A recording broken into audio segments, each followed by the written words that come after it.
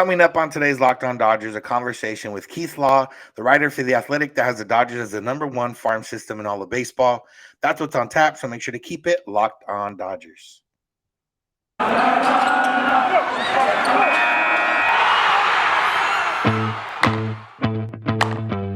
You are Locked On Dodgers, your daily Los Angeles Dodgers podcast. Part of the Locked On Podcast Network, your team every day.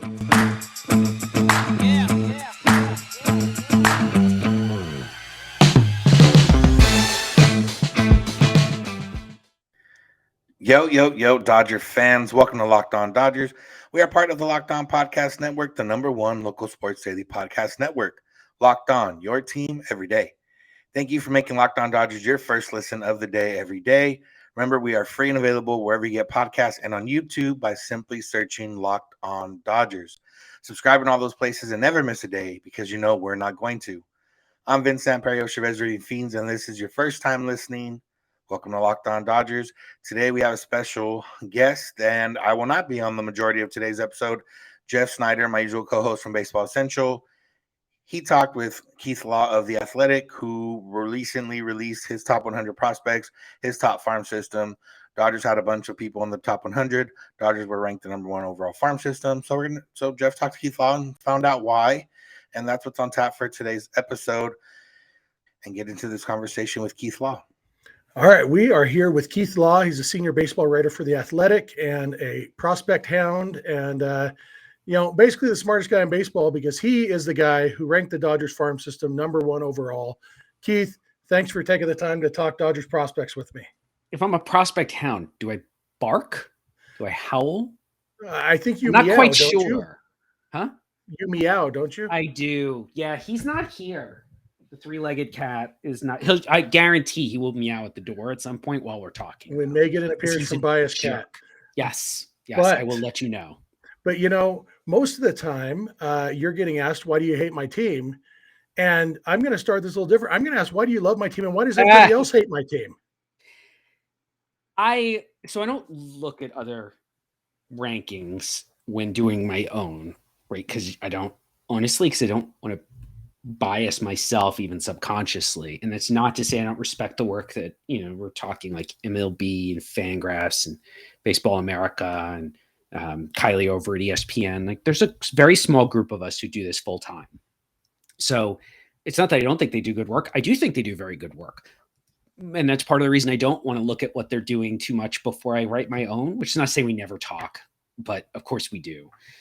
But at the same time, I really wanted to make sure that my rankings are my opinion because that's what's valuable to the readers, just as Eric over at Fangraphs giving his opinion is valuable to his readers. And I hope readers look at lots of our work and pay for lots of our work and are interested in getting a diversity of opinions.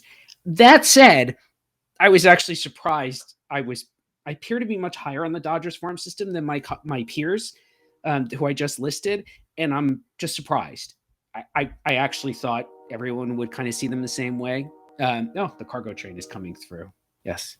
Apparently I live in Little House on the Prairie now. All aboard the prospect train. Absolutely. Everyone, it should be the Dodgers train, right? Yeah. There's Bobby Miller's hanging off the back right there. Hey, last time you and I talked, you told me Gavin Lux was going to be the next Mike Trout. So I'm just waiting for that. Damn it. You deleted that. I told you to delete that. I still like Gavin Lux, by the way. I still think he's going to be good. I say that I'm surprised because I think that the case for the Dodgers to be an elite farm system, whether you think they're 1, 2, 3, whatever, these are minor quibbles, but I think the case for them to be at the very top with Seattle and Tampa Bay, the other clubs that I think have good arguments to be at the very, very top, is pretty straightforward because it is a combination of quality and quantity. To me, the best farm systems in baseball at any given point in time should have a lot of both. They should have a pretty good number of prospects who project to be above average regulars or better. Dodgers absolutely have that. And they should have a lot of depth. You should be able to talk about the players beyond their top 10 and still be talking about guys who project to have some sort of significant big league value, more than just up and down guys, emergency call-ups, middle relief types.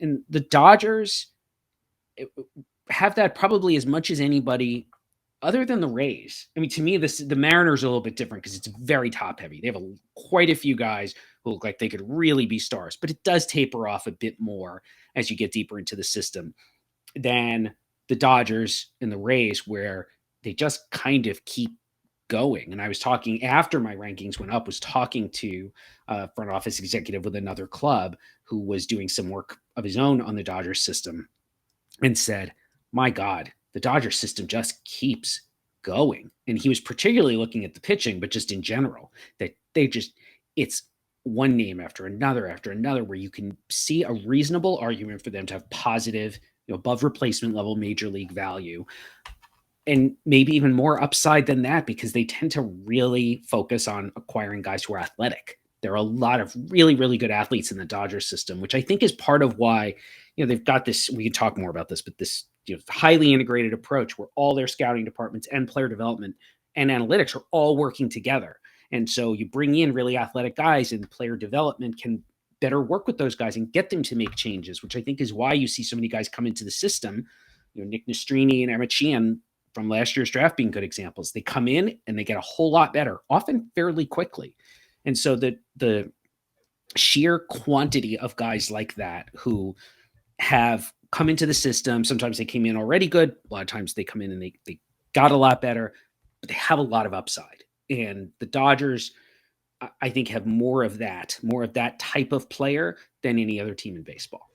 Yeah, it's an interesting, if you look at, your top 100, the Dodgers only have one guy in your top 49, but then they've got 5 more from 50 to 100. And so it's like you said, use that phrase top heavy to describe the Mariners. It's the Dodgers definitely aren't top heavy, but then they also have, and maybe this is a good time to just jump into talking about somebody specific. Your top Dodgers prospect is Diego Cartaya, who, the last sentence you wrote about him in your little write-up says that he has number 1 overall prospect upside. And that's for a catcher who's 19 years old, almost 20 or just turned 20. Tell me, why should we be so excited about Diego Cartaya, or should we temper our expectations? Football season is over.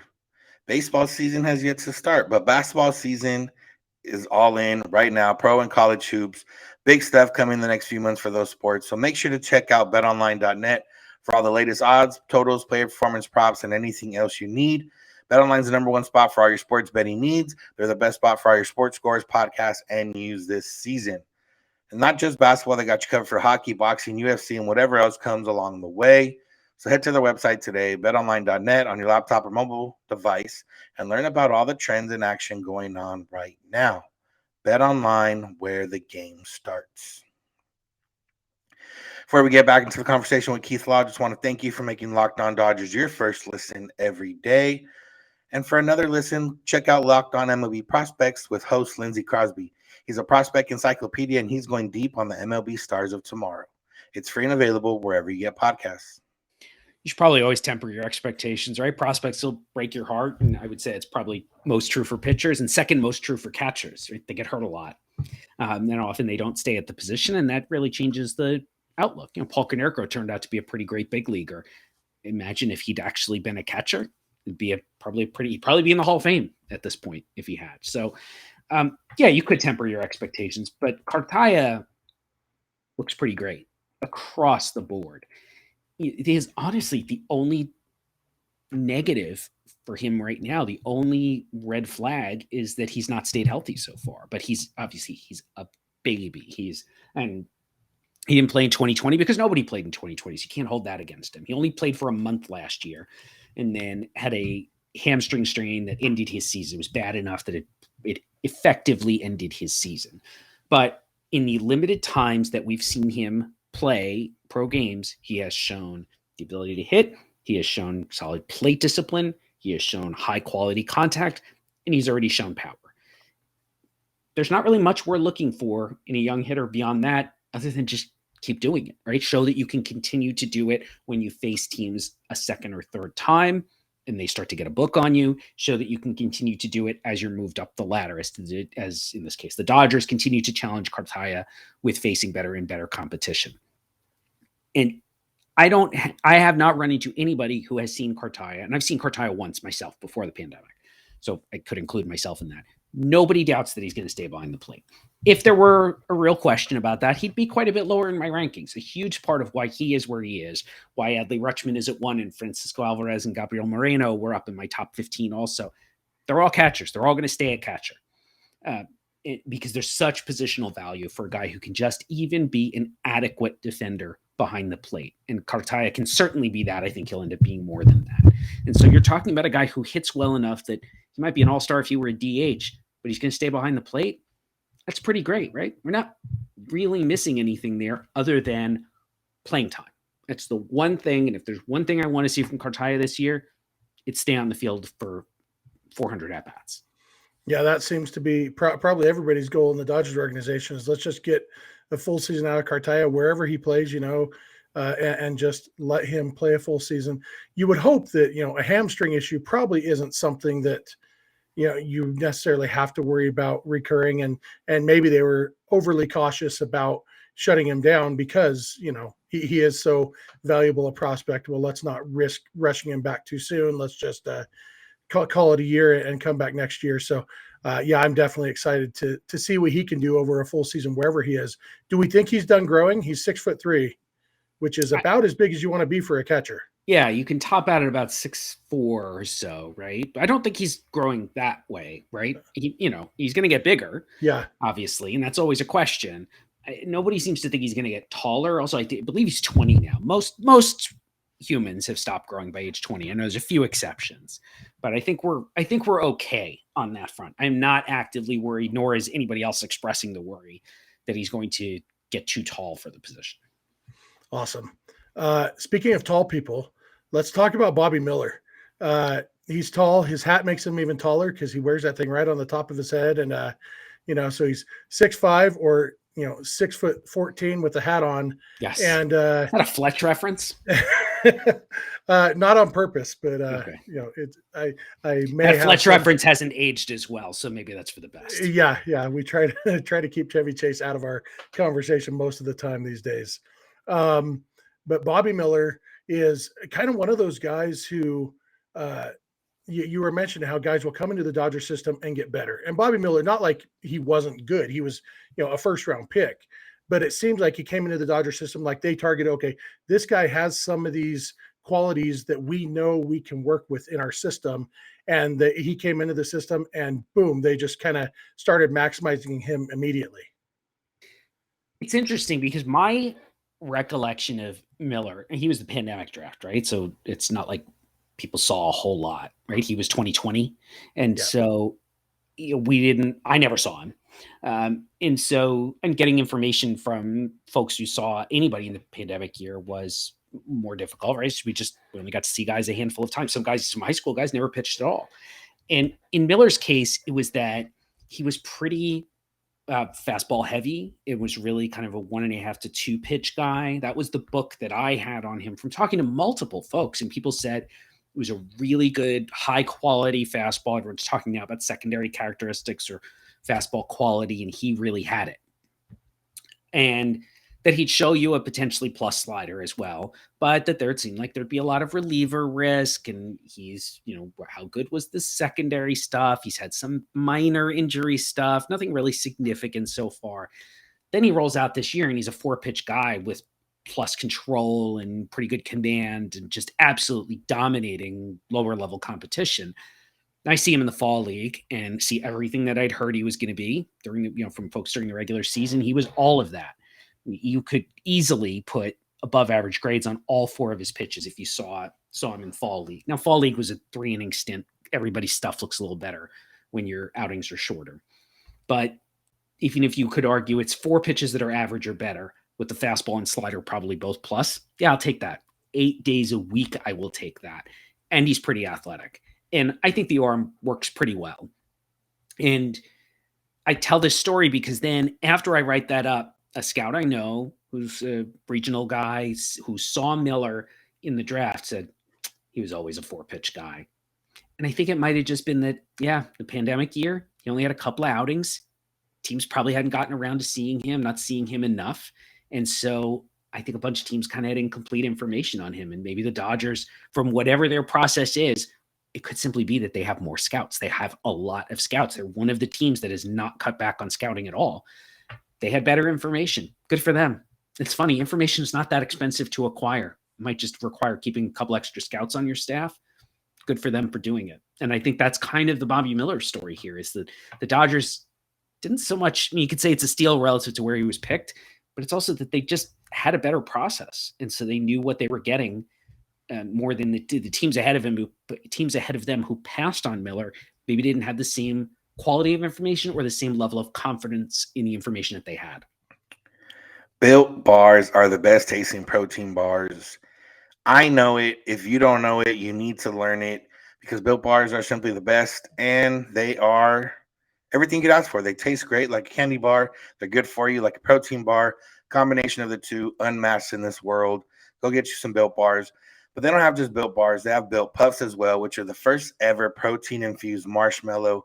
They're fluffy. They're marshmallowy. They are delicious. Honestly, I might like them a little bit more than Built bars, and I already really like Built bars. So go check them out. They got a bunch of different flavors in both Built bars and Built Puffs. They're always adding new flavors, mixing these flavors. You can get a mixed box to try them all out. Do all that. Get what you need. Low calorie, high protein. Replace your candy bars with Built bars and see how your life changes. And right now, you can get 15% off with the promo code LOCK15 at built.com. So just head to built.com, use the promo code LOCK15, and you'll get 15% off at built.com. This episode is also brought to you by Rock Auto. The ever-increasing numbers of makes and models, it's now impossible for your local chain store or car dealership to have all the parts you need. So why endure pointless or often intimidating questioning and looking and ordering and all that kind of stuff when you can just go to rockauto.com, do it all from the comfort of wherever you are, and take care of what you need to get done and get it shipped directly to you at the cheapest price out there.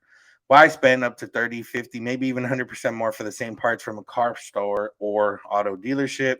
You can just go to rockauto.com, get it all, like I said, delivered directly to you. They have everything you need: brake parts, tail lamps, motor oil, and even new carpet. Check it out, rockauto.com. They're a family business. They've been helping people online for over 20 years. And when you're on rockauto.com and you're looking for all the parts available for your car or truck, write Locked On in their How Did You Hear About Us box to let them know we sent you. Amazing selection, reliably low prices, all the parts your car will ever need, rockauto.com. Thank you for making Locked On Dodgers your first listen of the day, every day.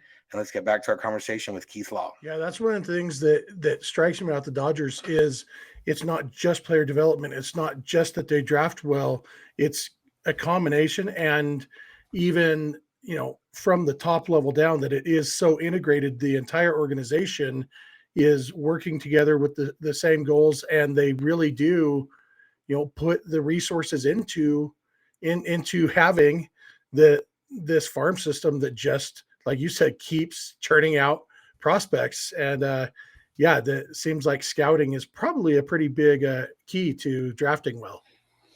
Yes. I mean, it go figure, right? And it turns out having good scouts and having enough scouts. I think it's both of those things.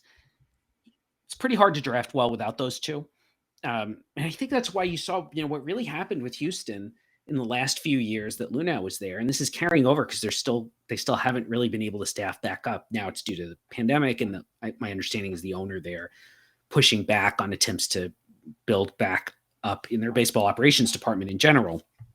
But Houston went from, hey, they're drafting great. Look at all the success they're having. Oh, well, it's because they're drafting in the top 5, consistently. They drafted first overall a couple years in a row. It's kind of true, but the biggest reason that their drafts started getting worse is not so much that they were drafting lower, but they got rid of most of their scouts. In R&D can only do so much to identify players for you. You just need more boots on the ground. You need more people traversing the country, not just seeing players, but talking to people, talking to local coaches, talking to people in the people in the local baseball communities to find out, oh, here's this kid. This kid's coming up for next year. This guy should be on your follow list. If you don't have the personnel, it's really hard to be successful in the draft, especially after those high first round picks or wherever your first round pick will be. And I credit the Dodgers. I mentioned the Dodgers and the Rays as having two of the best farm systems in baseball. Those two clubs have something they have several things, but something pretty significant in common. They have both maintained large scouting staffs and had them integrated them thoroughly into all of baseball operations. You talk to people who scout for those two teams, they speak about how involved they feel in the various processes, whether it's in the draft room, which I hear a ton with the Dodgers. Billy Gasparino does a tremendous job managing, working with his staff on the amateur side. You talk to the Rays people, a lot of their scouts will tell you they feel like they're very involved, often in major league roster decisions, where their pro scouts are in those conversations on a regular basis and what to do, whether it's making a trade or who to put on the 40-man. That's how you run a business. That's how you manage a staff, is you make sure that your people feel empowered and feel like their work matters, and they will want to stay, and you will get better results from them, which means better results for in this case, for your team as a whole. I don't think it's rocket science. I kind of hate that expression, but in this case, I can't think of a better cliche to pull out for it. It's not that complicated, and yet so few teams do it well. And it's not a coincidence that two of the teams that do it the best are at the top of my farm system rankings, and both are very well represented on my top 100.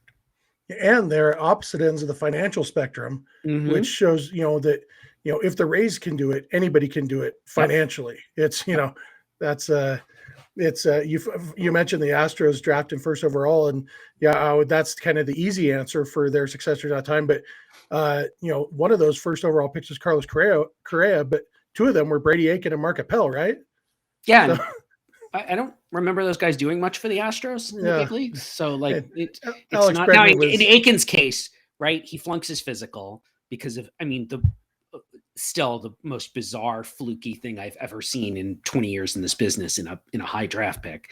I wasn't around for R.A. Dickey, but it was comparable to that, right? R.A. Dickey, they do this. He has no UCL at all. We don't even know what to do. Is he human? Well, Aiken's case, there's just a whole malformation. I think most folks know the story. They don't sign him. They're highly criticized. I was one of the people criticizing them. I thought they were just kind of trying to find a way around paying him full freight. Turns out, A, they were right. B, they took the pick that they got as compensation and drafted Alex Bregman. Yeah, I guess that worked out for him. Yeah. Well, it's funny that we started this discussion with Bobby Miller with speaking of tall people, and then we ended up talking about Alex Bregman, who lies about his height. So he's about my size. Yeah. I've shaken Alex Bregman's hand. He's when I find a player who says he's 5'10" ish, and then I see them, nah. I do kind of go out of my way to try to meet them at some point, because folks who haven't met me, I am barely 5'6", and so if I can shake your hand and more or less look you in the eye, you're not 5'10". Yeah, well, but Alex Bregman, did you know he's listed at 6 feet? That's hilarious. Yeah.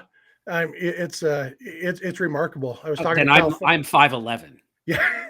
Yeah. I've mentioned, Keith could, if I was a kangaroo, Keith would fit in my baby pouch. Yes. And it's all right. Well, top shelf can be a challenge for me sometimes, but I am actually the tallest person in the house. So wow. I have top shelf responsibilities. See, that's an example of scouting and drafting well, Mm-hmm. Yes. Yeah. We are a fun-sized, my wife, actually the second tallest person in my house is my daughter, followed by my wife, and then my stepdaughters, who are much younger. But my youngest stepdaughter is very tiny. Like, she's just always going to be small. So we just say we're a fun-sized family. That's perfect. That's the opposite of mine. I'm the tallest of my family, but I'm 6'3", and my 14-year-old son has almost caught up to me already. So. Woof! Left-handed, right-handed? What do we got here? He's a righty. He's a corner infielder, but he also pitches some. So we're kind of, he's a big kid, and we're working on the athleticism. So we'll get there. Stay flexible. Yep, he's got time. I'll be out to scout him in 3 years? Yeah, that's perfect. One last Bobby Miller question. There's a easy. You hear a lot of comparisons to Walker Buehler, partly because they kind of look alike. Miller is a little bit taller. Yeah. But the 4 pitches and everything. Do you think there are comparisons there between Miller and Buehler? That's a good question. I'm hesitating a little bit because I don't see it. They don't look quite that similar. God, I saw Buehler as an underclassman, and I liked him for what he was. He was skinny. I mean, he was just, hey, is this guy ever going to be strong enough just to hold up And then of course he blows out, and it's like, oh well, there you go. Although to his credit, that junior year he was pitching with the bad UCL at Vanderbilt. That guy competed his ass off. He was really trying not to have surgery and trying to just help them win. And I know it's not always the best thing, but in this case, I don't think Buehler was any worse off for doing it. And I give him credit for the attempt. I saw him, he was 88, 92 when I saw him his junior year. I don't even know. He's obviously hurt. I don't even know what to do with him. He goes out, has Tommy John, and Brandon McCarthy has publicly shared how hard Buehler worked on his strength and conditioning while he was rehabbing, particularly on his lower half. And that's how Buehler went from 92, 95, the last time I saw him healthy before he was drafted, to obviously what you see him doing now. Could I see Miller following a similar path in the big leagues, which I think is probably really more the core of your question? Yeah, I could see that. I don't think that's an unfair comparison. And I think there were probably just as many questions. I probably had just as many questions about Buehler as there are about Miller, maybe even more so, right? Because Buehler had the elbow injury, and because what do we do with this guy now? Suddenly he's got legs the size of redwood tree trunks. That's not the player we saw going. Buehler was a guy in high school. Everybody knew who he was, but it was, God, he's tall and skinny, and is he really that projectable? Whereas in Miller's case, I'm not questioning that. I'm not questioning the size or durability from that angle. So I almost feel like Miller, if I could go back and look at Buehler at the same point in his career where Miller is right now, I would probably tell you I have more confidence in Miller being a starter than I did at that point because of Buehler's, just general history of, having Tommy John and not being very big before he came back from that surgery. That makes sense. All right, that's going to do it for today's episode. Thank you all for listening. Thank you, Keith Law, for joining us and talking Dodgers prospects. Best part is that Keith Law will be again on tomorrow's episode, talking more with Dodgers prospects with Jeff Snider of Baseball Essential. And that's what's on tap to close out the week. Make your second listen of the day Locked On MLB with Paul Francis Sullivan. Please call him Sully. He brings you a unique perspective on major leagues, past and present, free and available wherever you get podcasts. Remember, you can find us wherever you get podcasts and on YouTube simply by searching Locked On Dodgers. You can find us on social media, Twitter and Instagram at Locked On Dodgers. Jeff is on Twitter at Snider. I'm at Vince Samperio. If you want to call and leave us a voicemail or send us a text, you can do so at 323-863-5625 or send us an email, lockedondodgers@gmail.com. We're here every weekday morning, and we hope you'll be with us. When you get in your car or if you're at home, tell your smart device play a podcast, Locked On Dodgers. And remember, you don't have to agree. You just have to listen. Have a good one.